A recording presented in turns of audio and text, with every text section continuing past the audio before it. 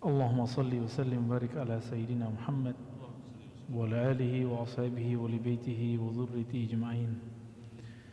Allahumma inna nas'aluka khaira hadzal layl wa khairan fihi wa khairan ba'dahu wa na'udzu bika min syarri hadzal layl wa min syarri ma fihi wa syarri ba'dahu wa na'udzu bika ya rabbana min kulli ma syarrin ma 'alimna wa mimma la na'lam. Amin. Innaka anta 'allamul ghuyub walhamdulillahi rabbil alamin wa sallallahu ala Sayyidina Muhammad. Allahumma shalli ala sayyidina. Baik Bapak Ibu yang bukan Allah, kita masuk ke hikam yang ke-15 ya. Alhamdulillah saya dapat kitab baru nih Pak, dikasih sama Habib dari Condet ya, Al-Habib bukan, Husain Aidrus Al-Aidrus ya. Punya toko kitab, saya dibagi kitabnya. Semoga beliau diberkahi oleh Allah SWT. 2 dus kita dikasih kitab.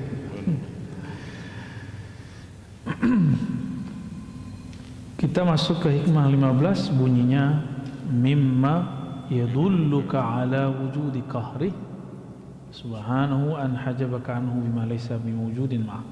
Sebelumnya mari kita baca surah Al-Fatihah. Semoga Allah berkahi kita yang hadir, dikirimkan salawatnya kepada Nabi Muhammad SAW dan keberkahan kepada pengarang kitab ini. Al-Fatihah. Bismillahirrahmanirrahim.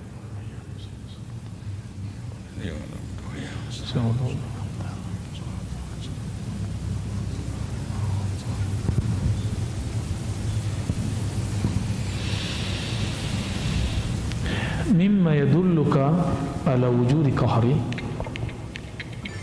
yang menunjukkan hebatnya Allah. Apa itu? Ia membuat atau dia menghalangimu atau dia menciptakan tabir antara engkau dan dia, bima laysa bimawjudin ma', sedangkan hijab itu sendiri tidak ada pada dia. Hijab itu ada pada kamu, gitu maksudnya. Allah itu tidak pernah terhalang. Yang terhalang siapa? Hamba. Allah itu tidak pernah jauh. Yang merasa jauh hamba. Allah tidak pernah jauh. Yang merasa jauh hamba. Ini diingat ya. Dekatnya Allah Subhanahu wa taala kepada kita lebih dekat dari yang kita bayangkan. Maka disebutkan lebih dekat dari urat nadi. Itu ungkapan yang menunjukkan bahwa dia aqrab ilaina mimma alimna. Dia lebih dekat kepada kita daripada yang kita tahu. Maka saya sering mencontohkan, mulai dari uban, mulai dari kita punya jerawat, punya kulit, tuh alisnya udah beruban Pak, nggak ngerasa kan? Nggak buat juga kan? Siapa yang buat? Dekat sekali. Nggak ada bagian di tubuh ini kecuali semua diatur oleh Allah Subhanahu wa taala. Maka apapun kejadian kita sebenarnya memang sudah diatur ya. Kita tunggu saja time yang baik darinya.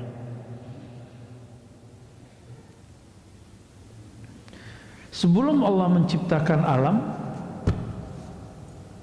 Allah gimana? Sendiri ya? Allah sendiri? Sekarang berdua apa sendiri? Yang bilang dua musyrik. Ya. Bahkan alam ini, kita ini pancaran objek dari kunnya. Kun itu keluar daripada kudrah dan iradah. Ya, masih ingat ya? Jadi Allah ketika berkehendak, maka kehendaknya keluar kalam kun. Jadi kita ini kun. Kudrah iradah itu sifat Allah. Efek dari kun itu namanya fi'il Allah, perbuatan Allah. Maka kita ini perbuatan Allah. Jadi sedekat apa kita kepada Allah? Sedekat perbuatan kepada yang berbuat. Ya, pusing deh ya. Ini masuk ke bab ma'rifat ya. Jadi emang bahasanya begini. Maka Imam Ibnu Ayyad ya, Ibnu Abbad di sini menukil ayat kullu syai'in halikun illa wajha. Segala sesuatu itu pasti binasa kecuali wajah Allah Subhanahu wa taala. Wajah Allah itu, nah ini bukan tauhid yang versi luar sana.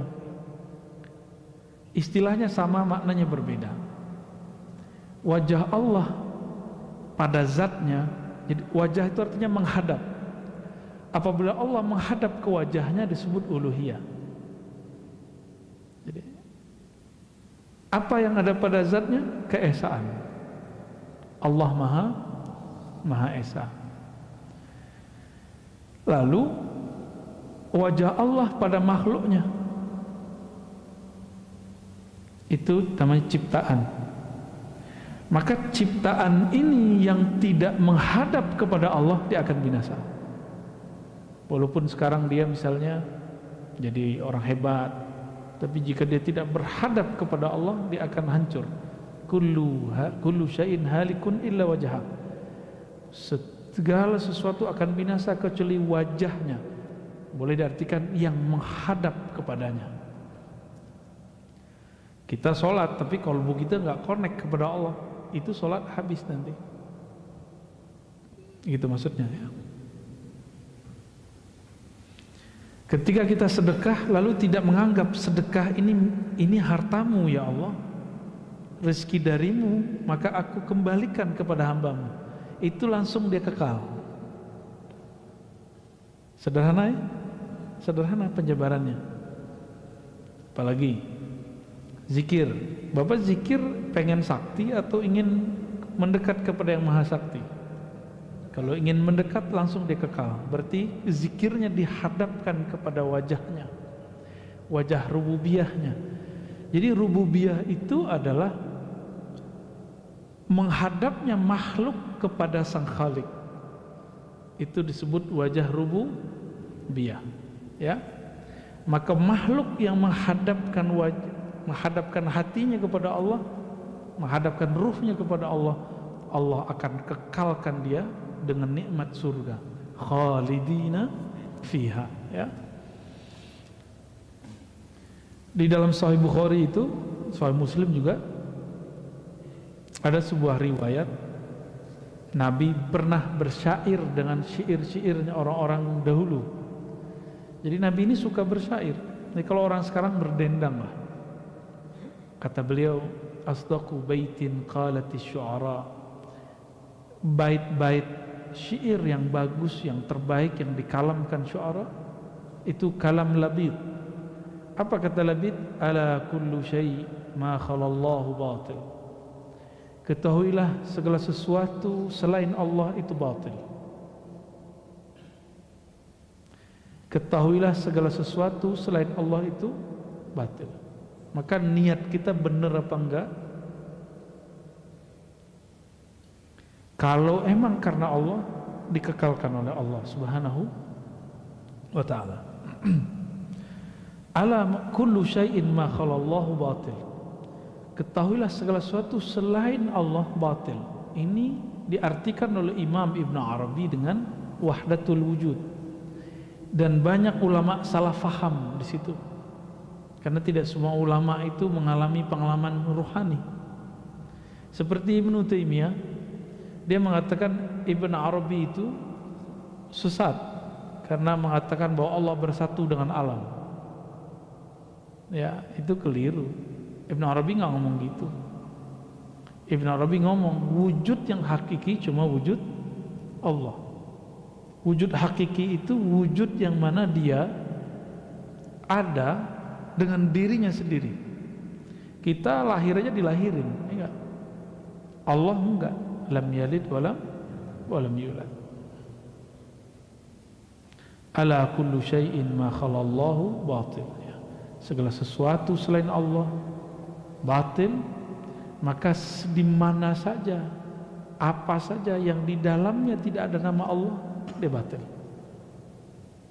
Kita ngaji begini niatnya kak karena Allah, langsung sia-sia. Batil artinya sia-sia, doi ya, langsung sia-sia.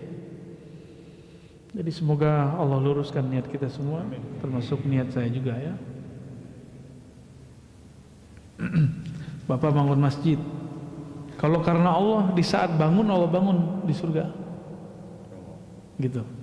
Ngurus masjid sama, saat ngurus masjid tulus, maka Allah uruskan urusan kita di sana. Insya Allah. Maka jangan baper ngurus masjid ya.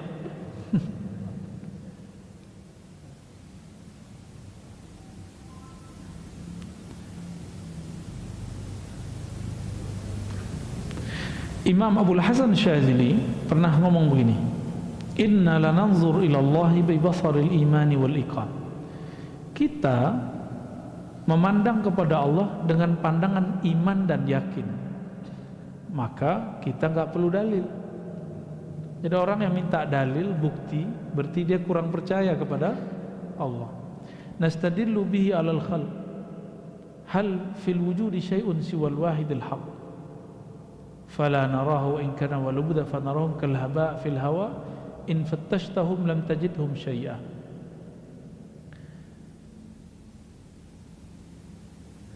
Masa makhluk dijadikan bukti adanya kholik? Nah, ini versi ahli tasawuf.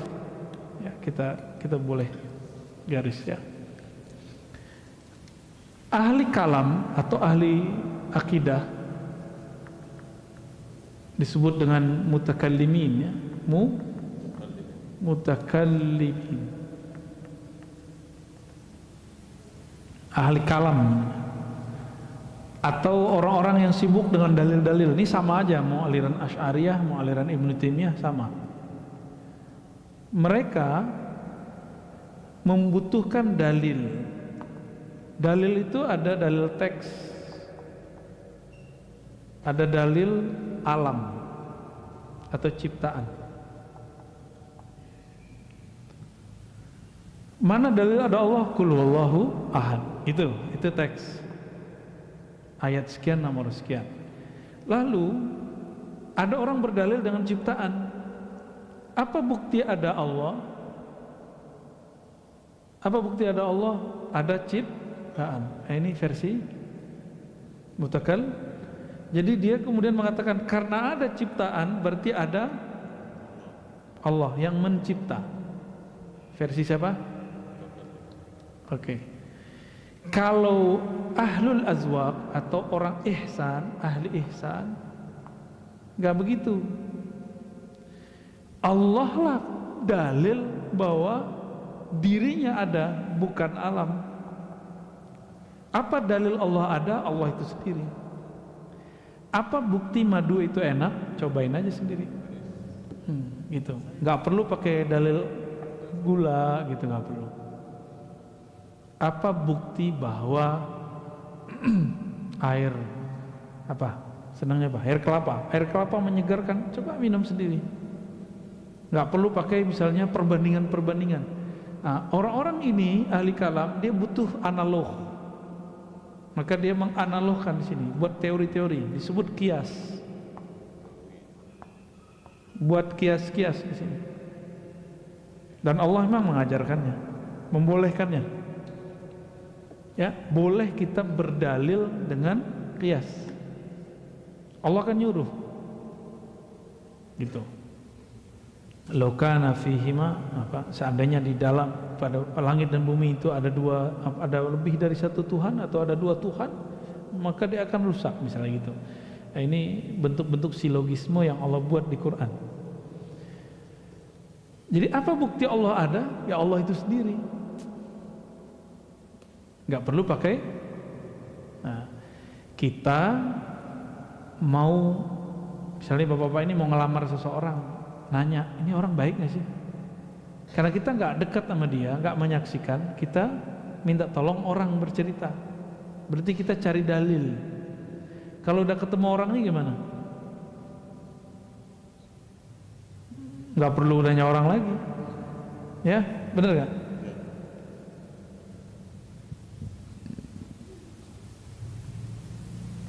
Fa'aghnana dzalika 'anid dalil wal burhan, ya, karena kami percaya kepada Allah, karena Allah itu sendiri nggak perlu pakai bukti. Gitu maksudnya. Bagi beliau alam semesta ini bukan bukti Allah ada, justru karena Allah adalah alam ini ada. Dibalik, ya. Bukti punya nyawa, badan bergerak, punya ruh, itu kata orang ahli kalam. Kalau ahli ihsan enggak, kamu hidup itu karena si nyawa itu, karena ruh itu. Itu maksudnya, ya.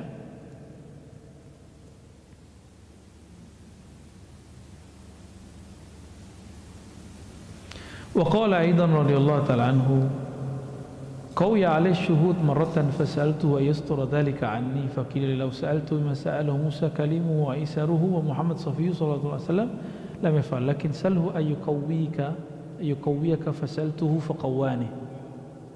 Ya. Imam Athaillah ini pernah mengalami ihsan. Apa arti ihsan? Merasa memandang Allah. Lalu dia berdoa, ya Allah, aku tidak kuat, maka tutuplah, hijablah aku dari melihat ini. Maka ada yang berkata, seandainya kamu meminta sebagaimana memintanya Musa, Isa, Nabi Muhammad SAW, maka tidak akan terjadi. Tapi mintalah supaya Allah menguatkanmu, ya. Nah, dalam masalah kita hari ini, mungkin gak takdir itu kita sanggup menanggungnya. Takdir itu kan fiilnya Allah. Jawabannya, minta saja supaya kamu sanggup, gitu, ya.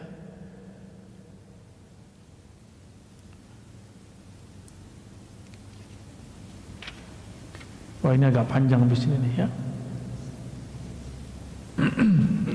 Oleh karena itu, teks kita yang menyebutkan tadi, tanda hebatnya Allah, Allah itu membuat penghalang antara kamu dan dia, kamu dan Allah, dengan sesuatu yang sesuatu itu tidak ada padanya, tapi ada pada kamu, gitu. Allah butuh matahari enggak? Enggak. Tapi yang kita lihat, ini hijab. Hijab itu bukan berarti kayak penghalang begini, ini penghijab mata. Ada penghijab hati. Karena kita melihat matahari mengeluarkan cahaya. Dari cahaya itulah kemudian tumbuh-tumbuhan hidup, misalnya gitu. Berarti kita terhijab oleh matahari. Yang kita lihat mataharilah yang menyebabkan itu semua berkembang. Kita minum, kita terhijab oleh air, kita mengira airlah yang menyegarkan. Ini hijab semua, ya. Jadi dalam bab ilmu ihsan dibalik. Jadi kalau saya minum, seharusnya saya memandang bukan airlah yang menyegarkan, tapi Allah. Nah, itu udah jadi sufi itu, Pak, ya. Gampang jadi sufi, ya? Cobain aja.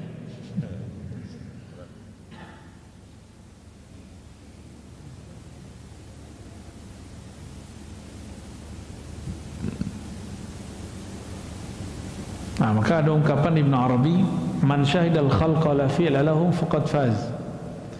Siapa yang menyaksikan makhluk tapi tidak menyaksikan perbuatan makhluk, tapi yang dia saksikan perbuatan Allah, faqad faz. Orang ini beruntung. Wa man syahidahum, siapa yang menyaksikan mereka, la hayata lahum, mereka tidak punya hidup kecuali hidup dari Allah, faqad jaz, dia sudah lolos. Lolos kemana? Lolos fana dalam sifat Allah. Sedangkan yang pertama fana dalam fiil Allah. Wa man syahidahum 'ainal 'adami faqad wasal. Siapa yang menyaksikan bahwa alam ini sebenarnya hanya bayang-bayang semata, atau hanya pancaran Allah saja, tidak ada hakikatnya kecuali Allah lah yang memberikannya hakikat, faqad wasal, dia telah wusul kepada Allah Subhanahu wa taala. Maka wusul itu bukan Bapak ini tiba-tiba terbang ke alam mana, bukan. Wusul itu kesadaran kepada Allah. Maka wusul bertingkat. ada usul kepada nama Allah, ada usul kepada perbuatan Allah, ada usul kepada sifat-sifat Allah, ada usul kepada zat Allah. Nah, usul kepada zat Allah itu cuma Nabi Muhammad SAW. Dan nanti kalau kita beruntung ketemu Al-Imam Al-Mahdi ya. Semoga Pak ya. Mau ngapain lagi ngaji begini kalau nggak bukan itu ya. Semua Nabi mengingatkan kaumnya kedatangan Dajjal. Maka pewaris-pewaris Nabi mesti menceritakan persoalan Dajjal itu dan Imam Mahdi. Makanya sebenarnya pandemi saya mulai bercerita banyak tentang Dajjal dan ya, ini perintah dari Rasulullah langsung ya.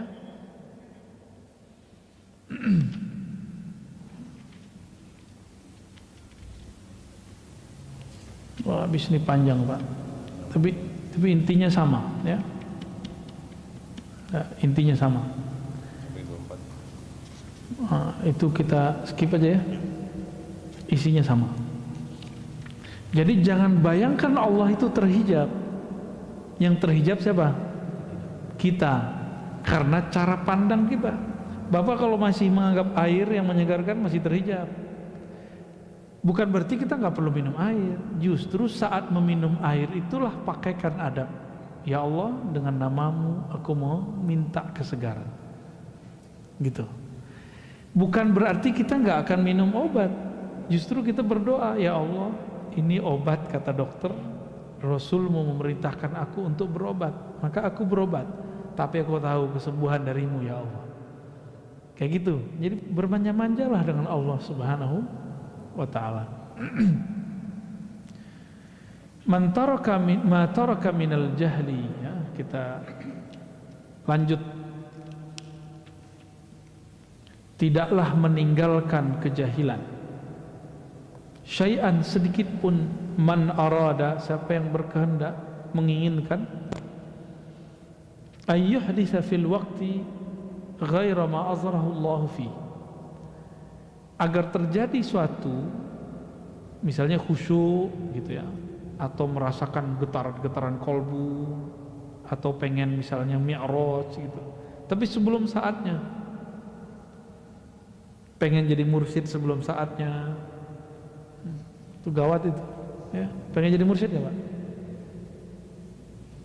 Pengen jadi mursyid nggak? Tahu mursyid nggak? Bang? Yakin kuat. Menginginkan sesuatu sebelum saatnya itu namanya ambisi ya. Menginginkan sesuatu yang nggak pantas kita inginkan itu namanya nafsu ya. Nah ini banyak hari ini ya. Saya dari kecil saya belajar zikir, belajar tarekat, itu banyak yang nafsu pengen jadi mursyid, padahal tahu dia jadi mursyid itu berat. Ketahuan itu cuma di kolbu, tapi pikirannya enggak, nafsunya enggak. Orang-orang yang menginginkan sesuatu sebelum saatnya, itu berarti dia tidak meninggalkan kejahilan. Misalnya gini, orang yang ingin memetik pisang sebelum matang rasanya enak enggak? Kira-kira begitu. Orang yang ingin menjual pisangnya sebelum matang sama dengan orang yang belum pantas menjadi guru terus jadi guru. Guru di atasnya mursyid, belum saatnya dia jadi mursyid, dia mengklaim dirinya jadi mursyid misalnya. Maka nanti buah yang dia berikan kepada murid-muridnya itu rasanya sepet pasti ya. Ini yang ngomong bukan saya teringat kalam Sidi Abdullah Qumari yang kemudian dijelaskan ulang oleh Syekh Zakaria Al-Halabi ya, kawan dari guru saya Kiai Ahmad Marwazi. Dan perlu diketahui, jadi mursyid gak jadi mursyid bukan masalah umur, tapi masalah pengalaman rohani ya. Mau lama tapi pengalamannya dikit dan tidak ada kedewasaan rohani, ini kan ciri-ciri orang bukan nggak dewasa. Ciri-ciri orang tidak dewasa, childish secara rohani, jadi dia badannya tua, tapi rohaninya masih bocah, masih anak-anak. Dia menginginkanmu istijabah doa sebelum saatnya, ingin mendapatkan getaran zikir sebelum saatnya, ya. Ingin memiliki sesuatu sebelum saatnya. Coba lihat anak-anak meminta yang belum umurnya, pernah nggak? Dulu pernah anak-anak nggak, Pak? Pernah nggak minta ke orang tua sesuatu yang bukan umuran kita? Beneran? Antum waktu kecil ingat nggak? Minta sesuatu itu bukan umuran kita seharusnya. Takut galak orang tuanya. Kalau saya sering dulu minta sesuatu yang sebenarnya itu belum umur saya minta. Nah, tapi dikasih tahu ini belum, itu orang gede, kita paham. Anak kecil ini kan ada tipe yang bisa dibilangin, ada yang nggak bisa dibilangin.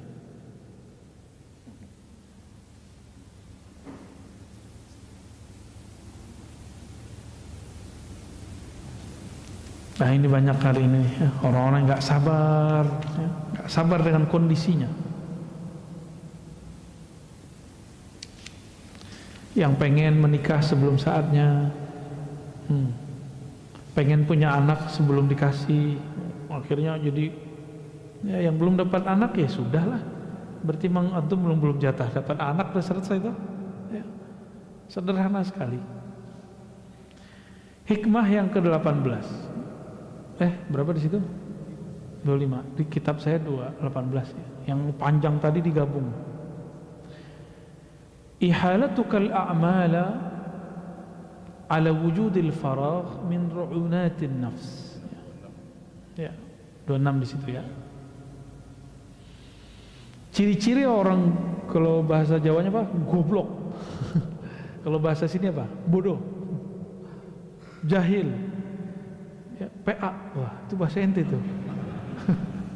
Cum. Ihalatukal a'mal ala wujudil faragh min ru'unatin nafs. Engkau menunda-nunda satu amal padahal ada waktu yang luang. Itu ciri-ciri ru'unat an-nafs, kekacauan, kebodohan. Kalau bahasa kasar itu kegoblokan. Ya, an-nafs, jiwa. Tanda, kalau bahasa saya, ini tanda jiwamu labil. Waktu kosong malah dia biarkan. Nanti ketika sibuk berandai-andai. Coba kalau luang, dikasihlah luang WFH. Bener? Tapi sama aja.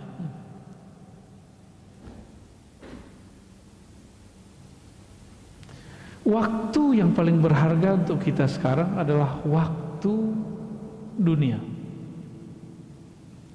Ini Bapak nafas nih sekarang, ini waktu paling bahagia, paling berharga, qimah, ya, qimah aliyah. Kenapa kita sebut begitu? Karena ketika orang nanti masuk kubur, dia nggak sadar tahu-tahu dia dikubur. Nggak sadar tahu-tahu masuk kubur. Biasanya kan main handphone sambil nonton, pas bangun TV-nya kok nggak ada, nyari-nyari TV, nyari-nyari YouTube. Ketika itu terjadi, dia masih panik, tergantung kepanikannya seperti apa. Makanya biasakan bangun tidur tuh langsung nyebut nama Allah. Gimana caranya? Sebelum tidur sebut nama Allah, maka setelah tidur kita akan menyebut nama Allah. Ya. Kalau dosa, semua kita kan dosa, nggak usah pikirkan itu ya. Kembali saja kepada Allah Subhanahu wa Ta'ala. Di saat masuk ke alam kubur itu, di situ dia sadar, ya Allah, farji'na na'mal sholihan. Barang sebentar saja, tolong kembalikan aku.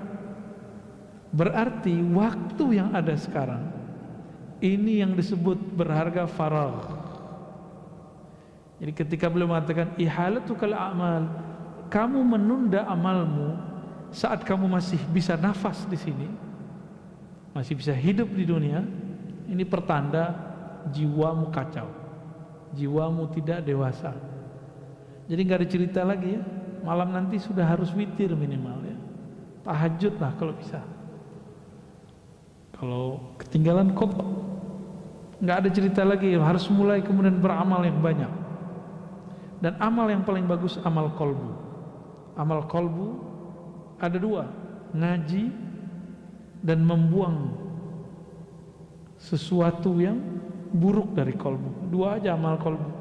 Ini amal paling mahal, ya, yang membuat kita bisa bahagia di dunia. Kalau kita mentalak dunia, jadi dunia itu baru bahagia kita kalau kita mentalak. Mentalaknya di kolbu, bukan di fisik, Pak. Kita masih makan minum masih bagian dunia, ya.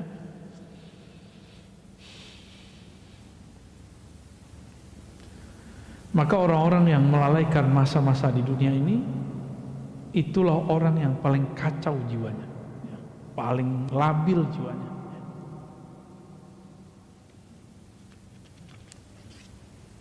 Nah, masih dapatlah satu lagi ya. Satu atau dua lagi nih. La tatlub minhu ay yukhrijaka min halatin liyasta'milaka fi ma siwa. Falau aradaka lasta'malaka min ghairi ikhraj. Ini orang ngeluh, ya Allah, kapan saya khusyuk? Pernah gitu enggak? Ya Allah, kapan kamu? Banyak kan kapannya? Benar. Nah, apa jawaban Ibnu Thailah? Nih, kamu pahami. La tatlub minhu. Jangan kamu minta darinya kapan dia akan memindahkanmu dari satu hal ke hal yang lain.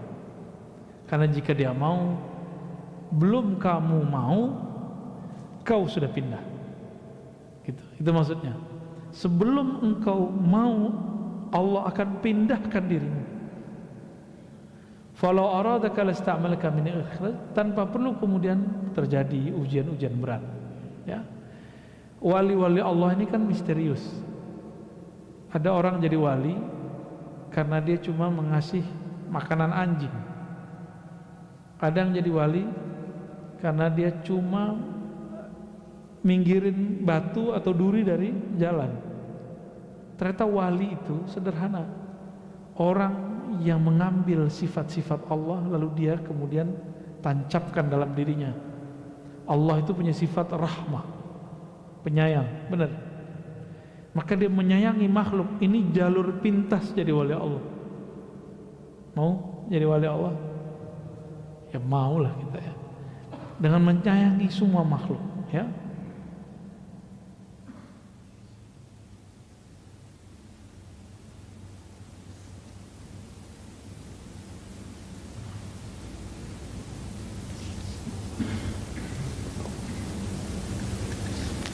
Jadi kalau ada orang pengen zuhud terus dia berhenti kerja, itu bukan zuhud, ya.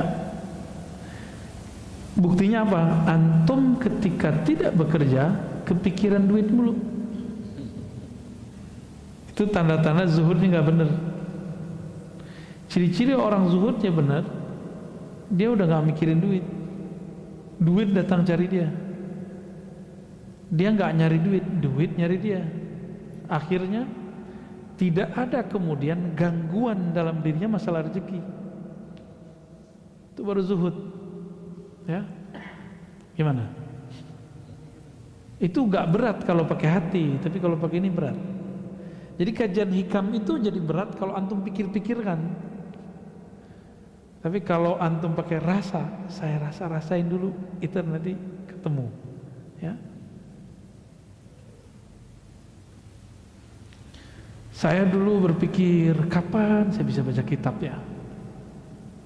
Memikirkan itu bikin stres. Akhirnya Allah takdirkan kita ketemu guru-guru hebat, lalu saya mampu baca kitab, berkah mereka.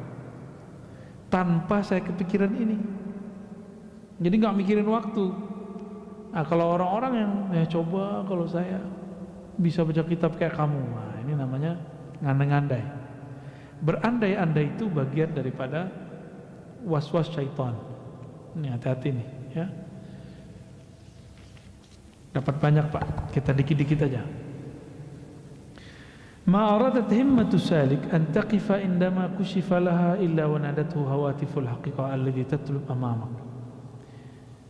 Tidaklah berkehendak keinginannya salik, himmahnya salik untuk berdiam, tawakuf. Udah jadi bahasa orang Betawi ya, tawakuf pengajian. Tawakupan. Tuh. Ente habis tawakupan ya. Tidaklah seorang salik berkehendak untuk diam tawakuf ketika mengalami suatu kasyaf. Dia puas dengan pengalaman rohaninya itu, melainkan nanti akan ada sir berkata, yang kamu cari masih jauh di depan, bukan itu yang kau cari gitu. Jadi kalau orang mengalami khusyuk bisa nangis, belum Pak, masih ada lagi di atasnya. Bapak ngerasa sholat nih kayak di hadapan Allah, belum, masih ada lagi makom di atasnya. Apalagi apa yang antum paling ingat-ingat ketika sholat, paling enak, bahagia, masih ada lagi di atasnya ya, gitu maksudnya. Jadi yang kamu cari itu bukan bahagia, tapi sumber bahagia. Yang diperlukan Allah itu dari kamu, bukan Allah nggak memerlukan apa-apa juga ya. Yang Allah kemudian mau ambil dari kamu itu bukan khusyuknya, tapi usaha untuk memperoleh khusyuknya, itu yang Allah ambil bentar ya. Emang khusyuk gampang ya? Gampang Pak? Nggak susah? Gampang nggak susah sama Pak. Apa maknanya di sini? Dunia kerohanian ini akan selalu ada guidance dari Allah. Ini gurunya kan nggak ngomong nih, tapi di hatinya dia bicara. Hatinya yang bicara. Ini yang disebutkan dalam hadis istafti qalbak. Mintalah fatwa ke dalam kalbumu. Ini beliau mengajarkan itu. Ya. Dalam kitab Khatmul Aulia disebut dengan muhadatsah khidriyah. Dialog khidriyah itu maknanya ya.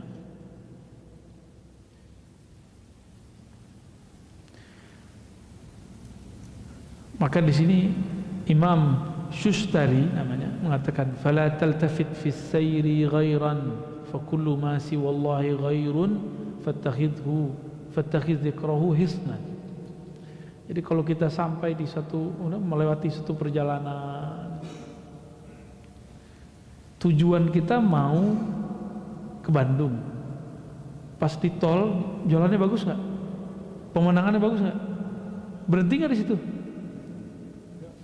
Kalau berhenti di situ berarti kita lupa dengan tujuan ya.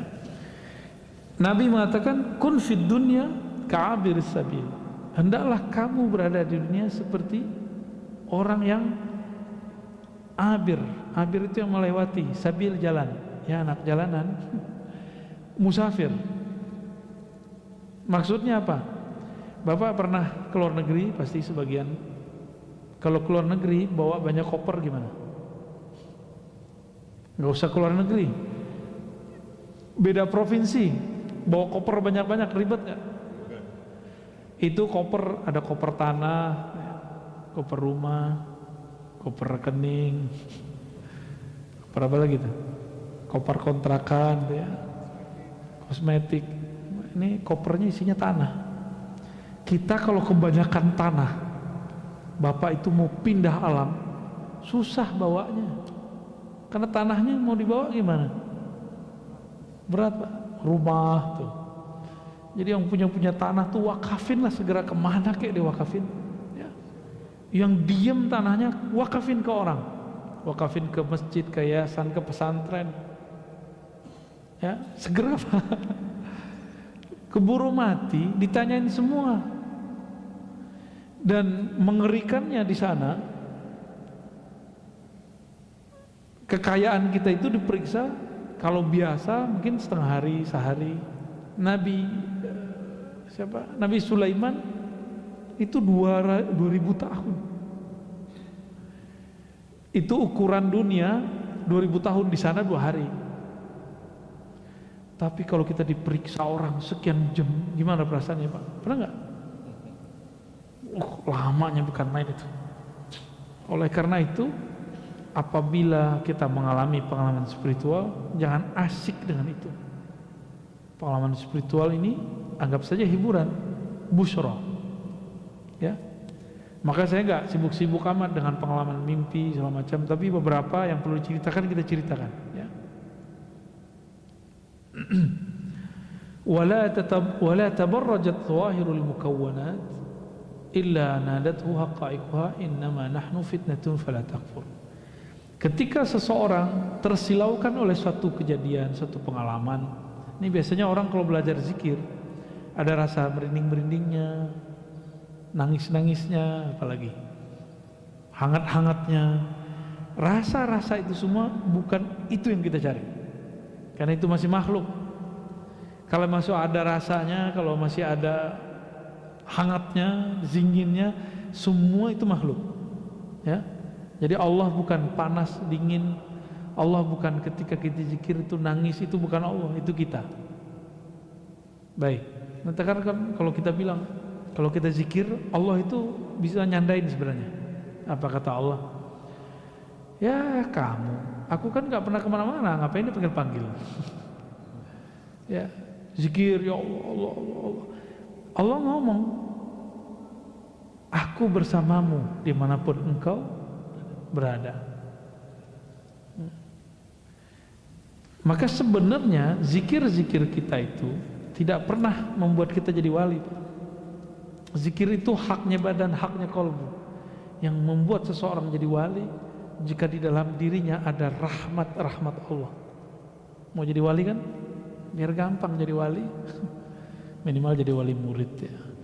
Wali murid jadi wali karena dia sayang sama murid, benar nggak? Maka wali Allah karena dia sayang kepada makhluk Allah Subhanahu wa Ta'ala.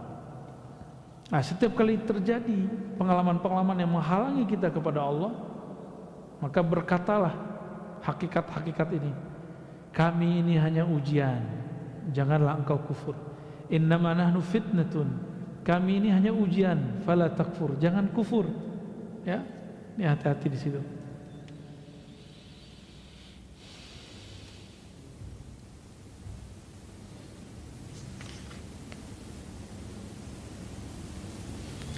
Ya,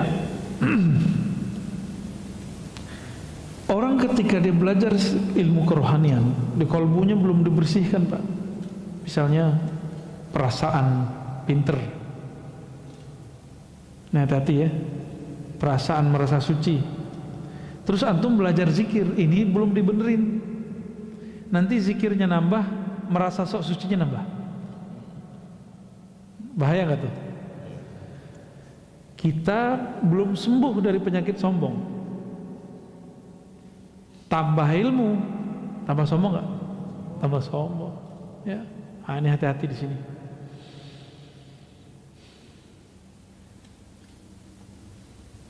Oleh karena itu, imam-imam kita mengatakan al-i'rad 'anil nas wa zuhdi fid dunya faqim ma'allahi bil muraqabah wal iltimas tawbati bir ri'ayah wal istighfar bil inabah wal khudu' lil ahkam bil istiqamah.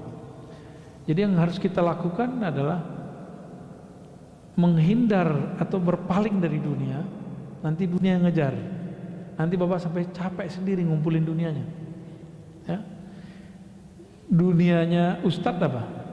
Ceramah ya. Nanti diubur-ubur orang terus Pak, ntar. Jadwal terus. Ketika kita sudah bosan dengan semua jadwal, tambah banyak yang minta. Emang begitu. Bapak kan kalau udah, kan katanya tua pengen hidup bahagia, masa pensiun, apanya yang pensiun? Ya, katanya nanti kalau anak-anak udah gede bisa jagain kita. Yang ada kita jagain anaknya, cucunya. Saya menyarankan nih teman-teman, ini mohon maaf ya, antum tersinggung aja ya. Kalau sayang sama orang tua, jangan susahkan orang tua dengan cucu-cucunya. Sesekali boleh, seneng. Jadi sama orang tua itu ya, buatlah mereka kasih fasilitas senikmat-nikmatnya, biar orang tua itu nyaman. ridho orang tua kita jadi wali, Pak. Gampang tuh? Tuh, ridho walidain. Ridhonya orang tua itu ridho Allah. Kalau Allah ridho, wali nggak? Ridho Allah fi ridhal walidain, kan gitu ungkapannya. Uwais Al-Qarni jadi wali kenapa? Karena dia banyak wirid? Karena dia berkali-kali umroh? Enggak. Kenapa ini nggak diekspos? Kenapa sebelum pandemi? Kayaknya kalau mau jadi orang bener umroh dulu berkali-kali, ya. Yang kaya orang travel ya. Maaf ya orang travel ya. Ini nggak diekspos bahwa Uwais Al-Qarni jadi wali bukan karena dia pergi haji umroh. Justru karena dia nggak jadi pergi umroh dan haji. Kenapa dia menjadi wali? Karena dia merawat ibunya, ya, memuliakan ibunya. Mahar masuk jadi wali itu. Gampang-gampang susah ya?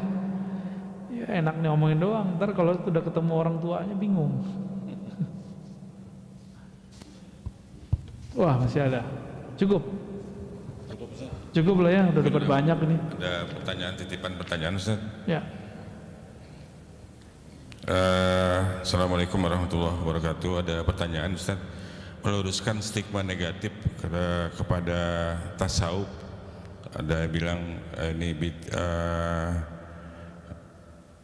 sesat ataupun bid'ah. Mohon penjelasan Buya tentang beda tasawuf, akhlak dan tazkiyatun nafs.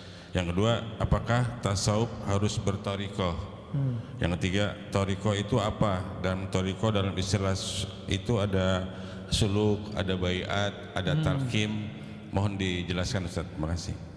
Ya. Itu borong itu Pak. 12 SKS itu. Ya. Enggak ada lagi. Udah biarin. Enggak usah pakai. Nah, perhatiin kalau gitu ya. Coba antum lukis di kepala sendiri. Tasawuf itu lingkaran besar. Oke. Tasawuf itu intinya ihsan. Fikih itu intinya Islam. Akidah itu intinya iman. Oke. Tasawuf yang besar itu untuk mendapatkan ihsan, beribadah seakan memandang Allah, merasakan kedekatan Allah, apa yang harus dilakukan? Maka ada namanya proses tazkiyah. Ya. Proses apa namanya? Tazkiyah. Proses tazkiyah ini ada kurikulumnya. Kurikulumnya disebut metode. Metode itu bahasa Arabnya torikoh. Ya, jalan, metode. Maka di situ kalau pertanyaannya apa beda tasawuf dan akhlak? Kalau sudah dibenerin tazkiyahnya ini, jiwanya, maka akhlaknya akan menjadi bagus. Jadi akhlak itu buah dari tazkiyatun nafs yang ada dalam tasawuf. Lucunya ada orang mengharamkan tasawuf tapi membuat kajian kitab tazkiyatun nafs. Benar ya? Tazkiyatun nafs itu satu bab dalam tasawuf. Gitu ya. Tazkiyatun nafs satu chapter dalam bab tasawuf. Kitab tasawuf nih, ini kitab tasawuf. Satu babnya tentang tazkiyatun nafs. Karena ada namanya jiwa amarah bisu, jiwa mulhamah, ya. Jiwa ya lawamah, mulhamah, kemudian mutmainnah. Kalau dia dibersihkan tazkiyah, maka dia akan naik ke makom atasnya, naik ujungnya nanti mutmainnah. Kalau mutmainnah tinggal naik doang. Itulah disebut mi'raj. Jadi isra'nya jiwa dari ammarah bisu kepada mutmainnah. Mi'rajnya jiwa dari mutmainnah ke radiyah mardiyah ke kamilah, ya. Itu kalau dikaitkan dengan Isra dan Mi'raj. Sudah bisa bedain? Tasawuf itu rumah besar, tujuannya agar mendasarkan kedekatan kepada Allah, yaitu ihsan. Di dalamnya ada satu bab namanya tazkiyatun nafs. Tazkiyatun nafs itu mempunyai metodenya lahirlah dalam torikoh. Ya, Maka wajibkah berthariqah? Ma la yutimmul wajib bihi illa bih fahuwa wajib. Ya. Apabila sesuatu nggak dicapai kecuali dengannya, maka dia jadi wajib. Gitu. Jadi misalnya nih, supaya saya seger, saya harus minum, maka minumnya jadi wajib. Supaya pintar harus sekolah, maka sekolah jadi wajib. Di zaman Nabi ada sekolah nggak? Ada nyantri nggak? Ada rumah tahfiz nggak? Tapi supaya orang hafal Quran, maka perlu dibuka madrasah, ma'had, rumah tahfiz. Gitu. Ini lucunya orang yang mengharam-haramkan tasawuf. Dia buat bid'ah sendiri. Dia buat metode ini, metode itu, daurah ini, daurah itu, rumah tahfiz ini dan itu. Itu kan metode menghafal cepat, metode hafal begini. Kenapa dalam menghafal boleh ada metode, tapi dalam tazkiyah nggak boleh beda metode? Nabi beda sahabat, beda cara loh. Ada sahabat pelit, nanya, wahai Rasulullah, amal terbaik apa? Nabi jawab, engkau ngasih makan anak yatim, engkau ngasih makan orang susah. Ada sahabat yang kismin, atau kismin nggak? Nanya, wahai Rasulullah, amal terafdol apa? Nabi bilang, iman di qalbu. Ada orang nanya, orangnya pemarah. Nabi bilang, la taqdab falakal jannah. Kamu sabar aja, masuk surga. Kayak gitu Pak modelnya. Jadi Nabi itu beda sahabat, beda metodologis. Tarekat yang stagnan akan hancur dimakan zaman. Maka di zaman kita mesti merevisi kurikulum thariqah. Namanya nggak usah direvisi, mungkin namanya ditambahkan aja kayak di Timur Tengah itu, Naqsyabandiyah, Khalidiyah, Qadiriyah, itu nanti ada nama-nama tambahannya, Samaniyah, Qaribiyah, Samaniyah apa gitu. Jadi mereka suka menambahkan di belakang sebagai bentuk ada revisi dan tajdid. Di Indonesia kan terlalu mensuci-sucikan thariqat. Oh begini kata guru kita. Ya, kalau udah nggak relevan di zaman ini gimana dong? Gurunya sudah wafat, masuk alam sono. Ya, maka thariqat pun mesti thariqat yang mu'tabarah. Pertama, yang kedua mesti mursyidnya arif kepada Allah Subhanahu wa ta'ala. Mesti. Kalau enggak, bukannya malah tambah dekat, tambah jauh. Ya, mau mendekat kepada Allah malah tambah jauh. Gitu. Ya, wallahu a'lam bishawab. Tadi apa lagi? Dalam thariqah itu ada istilah suluk, baiat dan talqin. Bisa dijelaskan Ustaz? Waduh, bolong lagi. Suluk itu menempuh jalan. Jadi bapak nih, kata guru, kamu amalkan ini, bapak mulai ngamalin, itu suluk namanya. Suluk itu ada yang formal, berkhalwat, ada yang informal, ada yang temporal. Yang temporal ini yang biasa kita kerjakan. Misalnya bapak ibu ini diijazahkan guru untuk berzikir 1000. Nah itu temporal 1000 doang. Kalau khalwat, jadi suluk bentuknya khalwat, bisa 10 hari, bisa 30 hari, bisa 4. Terserah berapa perintah guru. Syekh Abdullah Faiz Dagestani, seorang mursyid Naqsyabandiyah, gurunya Syekh Haqqani. Kan terkenal ya Syekh Nazim Haqqani. Itu beliau kalau lagi suluk Pak, antum nggak sanggup nih, aneh nggak sanggup. Mikirin dunia wudu. Mikirin dunia wudu. Lupa kepada Allah wudu. Teringat dunia mandi tobat. Ya, itu thariqah beliau tuh. Jadi Naqsyabandiyah beliau sudah beda dengan Naqsyabandiyah sebelumnya. Di Naqsyabandiyah sebelumnya mandi cukup di awal mau zikir, mau talqin zikir. Beda dengan Qadiriyah sebelumnya, udah beda-beda tuh. Syekh Abdullah Faiz kemudian meringkasnya, gitu. Kan nggak mungkin Pak, beliau ngajarin bapak gitu. Ada yang mau belajar thariqah sama saya, ntar saya gituin gimana? Kamu lupa kepada Allah, wudu. Ingat dunia, mandi. Ya bisa mandi 50 kali sehari. Kita ini hidup di akhir zaman, insya Allah banyak rukhsah. Insya Allah banyak rukhsah. Yang penting tasdik saja kepada wali-wali Allah ya. Nah kitab ini kan yang nulis wali Allah. maka kita tasdik kepada isinya. Tasdik itu membenarkannya, ya. Jadi tidak ada lagi pertanyaan tasawuf adakah di masa Rasul? Ya salah. Malam tadi saya mengkaji dari Alif Lam Mim sampai berapa ayat? 3 ayat nih. Sisi tasawuf dalam surah Al-Baqarah. Setiap ayatnya ada. Tasawuf itu membahas mulai dari bab niat, taubat sampai kemudian mahabbah, ridho. Jadi kalau orang nanya, khusyuk masuk di tengah-tengahnya. Adakah tasawuf di Quran? Banyak. Setiap ayat sabar itu tasawuf. Setiap ayat syukur tasawuf.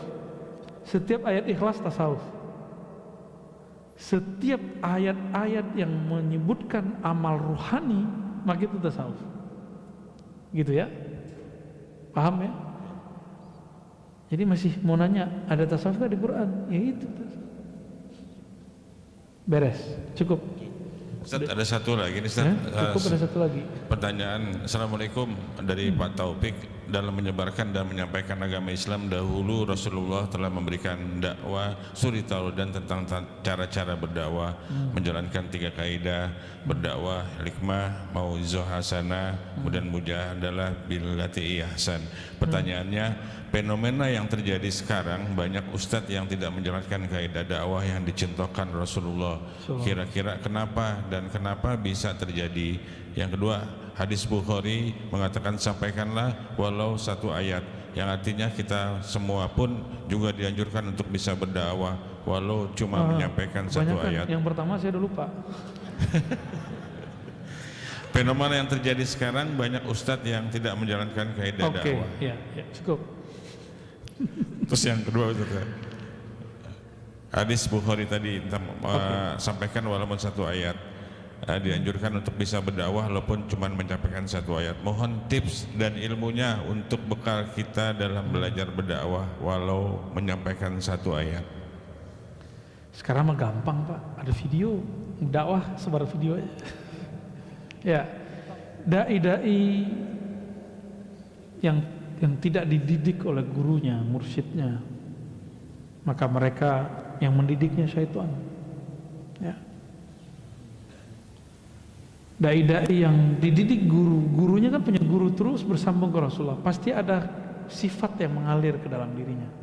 Apa itu? Mengajar dengan mauizah hasanah. Orang ini banyak lupa bahwa dakwah itu bil urfi, wa'mur bil urfi. Ajaklah orang dengan urf. Apa arti urf? Sesuatu kebaikan yang sama-sama dipahami oleh dia, itu disebut dengan urf. Itu dia. Maka jika ada orang berdakwah dengan sesuatu yang objek dakwahnya nggak ngerti, maka dia bukan berdakwah dengan benar. Adapun kemudian yang disebut dengan wajadilhum billati hiya ahsan, itu ke ahli kitab, apalagi sesama muslim. Ini kan sesama muslim aja saling membid'ahkan, ya termasuk aneh. Enggak, kita udah kurang kok, jauh. Saya semenjak pandemi udah jarang banget, kecuali dipancing-pancing dikit, karena masih ada energi hot di dalamnya. Naik lagi, kadang ya, kadang. Jika di kolbu itu isinya rahmat Allah, maka yang keluar pasti kasih sayang. Tapi jika di kolbunya ada kebencian, berarti selain Allah, maka dakwahnya isinya kebencian. Orang-orang yang ingin mengajak kepada Allah harus tahu dulu jalan kepada Allah, harus mengenal dulu jalan kepada Allah. Bapak mau ngajak saya ke Nikmah, Japos, nggak punya GPS, nggak pernah kesini, ketemu nggak ntar? Ya, orang mau mengajak kenal Allah, tapi dia tidak mau menyelami nama dan sifat-sifat Allah, ya salam. Ya, nah ini perlu kita garis bawahi bahwa mudah kok jadi dai yang kolbunya bening itu. Warisi saja sifat Rasulullah Sallallahu Alaihi Wasallam. Yang kedua tadi apa? Balighu anni walau ayat. Ini hadis sahih, pemahaman orang banyak nggak sahih. Dimanfaatkan oleh kawan-kawan kita yang berdakwah sebelum mateng. Balighu anni walau ayah bukan berarti ceramah. Ya, nggak mesti ceramah kok kalau dakwah. Emang Nabi maksudnya dakwah di ceramah di situ? Enggak kan? Kalau untuk ceramah, ngajar kitab, mesti punya kemampuan-kemampuan tambahan. Tapi kalau cuma mau menegur kawan, teman, ya pakai satu ayat boleh, satu dalil boleh. Tapi Bapak duduk di tempat saya ini, terus nanya macam-macam, nggak tahu dalil gimana? Kejadianlah seperti di Bandung, ada ustadz siapa namanya? Ditanya perihal yasinan, nggak bisa jawab, langsung bilang bid'ah aja. Ya. Yang paling lucu dari tahun 80-an 90-an ini rame mengenai doa anak sampai ke orang tua, selain anak nggak nyampe. Sering dengar nggak dulu? Iya. Itu kan kacau itu. Itu orang ingin menyampaikan satu ayat, itu doang yang dihafal, tapi salah paham karena hanya mengenal satu ayat. Jadi tolong dibedakan ad-da'wah ghair al-fatwa. Fatwa, dakwah itu beda. Jadi kalau antum ini bukan ahli fatwa, nggak pernah belajar fikih, usul fikih, hadis dengan mendalam, cukup berdakwah dengan pengertian memberi motivasi. Jangan bermain di wilayah hukum. Ini baru hijrah 3 bulan lalu, sudah berani membid'ahkan ustadz yang sudah puluhan tahun bersama kitab-kitab yang gundul itu. Aneh Pak, sekarang betul-betul aneh. Baru hijrah kemarin, nggak pernah nyantri, kiai-kiai dibantah. Kalau saya yang dibantah wajar, kan saya anak filsafat katanya. Dia mau cari-cari kesalahan, tapi ya Allah ya. Saya filsafat 4 tahun, 4,5. Tapi saya ngaji hadis 15 tahun. Banyakan mana? Kalau dia ngaji hadas kali ya. Jadi kalau untuk menjawab fatwa, haram bagi orang yang hanya mampu berdakwah tapi bukan mufti atau mempelajari ilmu fatwa. Kalau saya nggak fatwa, saya cuma nukil fatwa. Ya, siapa Ar-Razi bisa fatwa? Ya? Saya cuma menukil fatwa. Mana fatwa-fatwa yang kemudian luput dari banyak orang, nah kita ulang. Masalah bank, saya nggak pakai fatwa saya sendiri, saya pakai fatwa Darul Ifta Mesir. Ya, asuransi segala macam itu saya pakai fatwa sana. Karena saya tidak memandang diri saya mampu berfatwa, walaupun dapat ijazah dari guru saya dan dibolehkan berfatwa. Ya, tapi saya nggak lakukan itu ya, belum saatnya lah, nantilah ya. Kecuali persoalannya tidak ada di zaman dulu, ada di zaman sekarang dan belum ada yang bahas, baru kita cari dalilnya sendiri. Kira-kira begitu ya. Jadi tolong dibedakan dakwah dengan fatwa. Dakwah boleh dengan satu ayat, tapi kalau fatwa tidak boleh satu ayat. Gitu ya. Khalas. Terus ada satu lagi sih, tapi ini baru tanya. Simpen. Assalamualaikum Ustaz, bertanya apakah boleh kita membaca maulid tetapi kita menyingkat pasalnya hanya karena ingin mempercepat waktu? Terima kasih. Kan bukan Quran. Quran